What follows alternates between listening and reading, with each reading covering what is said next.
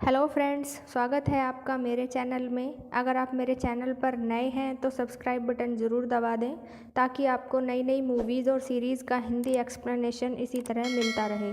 और साथ ही bell icon को भी प्रेस कर दें ताकि नई वीडियोज़ के नोटिफिकेशन आपको टाइम टू टाइम मिलते रहें। 4th एपिसोड शुरू होता है आनंद नाम के एक बीमार और खुद से परेशान व्यक्ति से। वो अपनी ही बंगलों में रहता है और मरना चाहता है। वो शील को भी कहता है कि वो उसके मरने में मदद करे। सुप्रिया भी शील के साथ वहाँ मौजूद है और अपनी ही लैंग्वेज में शील से कुछ कहती है, लेकिन आनंद के पूछने पर वो लड्डू खिलाने की बात करके बात बदल देती है। सुप्रिया अपनी माँ से बहस करती है। शील बताती है कि वो आज बहुत परेशान है, कोई उसके पास 10 लाख रुपए छोड़ गया है। आगे सीन में शील को केशव के साथ एक कार में दिखाया जाता है। वो उसे एक सुनसान घर में लेकर जाते हैं, उसको बंद कर देते हैं और प्रशांत शील को धमकाता है कि वो अब इस घर के आसपास नज़र न आए और लॉक करके चले जाते हैं। लेकिन शील उस लॉक को खुलवा लेती है और केशव के घाव पर पट्टी बांधने लगती है। केशव को होश आ जाता है और वो शील से कहता है कि उसको हॉस्पिटल पहुंचा दे, नहीं तो नीलम उसको जिंदा नहीं छोड़ेगी। लेकिन शील उससे पूछती है कि उन लोगों ने सुप्रिया को क्यों मारा, तो केशव सुप्रिया के बारे में उल्टा सीधा बोलने लगता है जो शील को पसंद नहीं आता और वो गर्म पानी उसके सर पर डाल देती है। बाद में केशव बताता है कि सुप्रिया को मारना पड़ा क्योंकि वो मेडिकल स्कैम के बारे में जान गई थी। उन्होंने उसको मुंह बंद करने के लिए 10 लाख रुपए भी दिए थे, लेकिन वो नहीं मानी। शील पैथोलॉजी लैब का सीसीटीवी चेक करती है जिसमें नीलम और सुप्रिया को साथ साथ देखती है और सुप्रिया के पास एक ग्रीन बैग भी है जो उसने पहले भी देखा था। और वो देखती है नीलम एक अस्थमा पेशेंट है और बार बार इन्हेलर लेती है।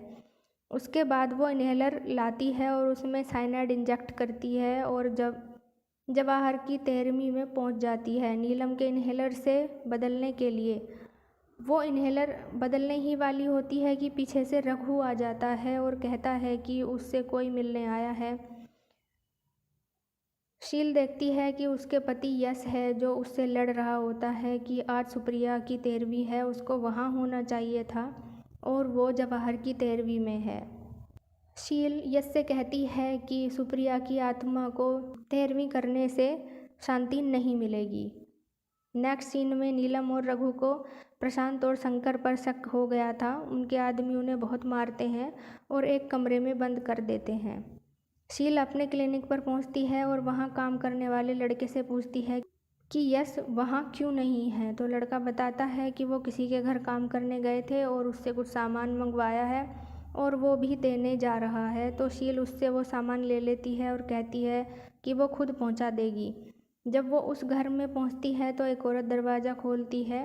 यश उसको वहां देखकर अच्छा बिहेव नहीं करता, इसलिए वो चुपचाप वहां से निकल जाती है। जाते हुए शील सुनती है कि वो दोनों जर्मन में कुछ बातें कर रहे थे।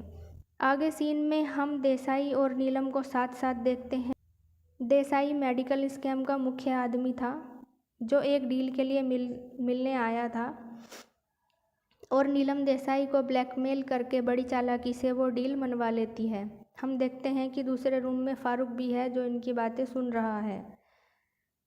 आगे शील एक बार फिर केशव के पास पहुंचती है और कहती है कि नीलम उसको यूज़ कर रही है, लेकिन केशव कुछ नहीं सुनता और कहता है कि वो नीलम की बहुत इज्जत करता है। बचपन में नीलम ने ही उसको बचाया था और बताता है कि उसकी माँ एक प्रोस्टिट्यूट थी। शील केशव के फ़ोन से नीलम को फ़ोन करती है पर बोलती कुछ नहीं है।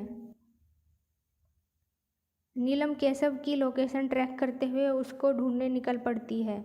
दूसरी तरफ फारूक की टीम देसाई को डील वाली जगह ही घेर लेती है और शूट भी कर देती है। उधर नीलम देखती है कि उसका पीछा किया जा रहा है। अब रघु पुलिस वालों का ध्यान भटकाता है और नीलम किसी तरह उस जगह पहुंच गई है जहां केशव को बंद करके रखा गया है।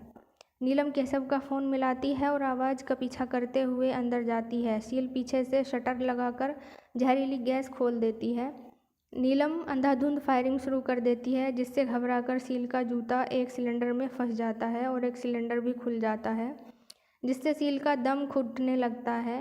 किसी तरह वो अपना जूता सिलेंडर से निकाल लेती है, लेकिन एक टुकड़ा सिलेंडर में फंसकर अटक जाता है। रघु आकर नीलम को भी बचा लेता है और सिलेंडर में फंसा वो टुकड़ा देखता है। सील गिरते पड़ते कल्पना के पास पहुंचती है। कल्पना उसको ऑक्सीजन लगाकर बचा लेती है। सील देर रात घर पहुंचती है जहां उसका यश से झगड़ा होता है और पता चलता है कि रचित उनका ही बेटा है, जो उन्होंने भाभी भैया को दे दिया था क्योंकि उनको बच्चे नहीं थे। यहीं पर एपिसोड ख़त्म हो जाता है।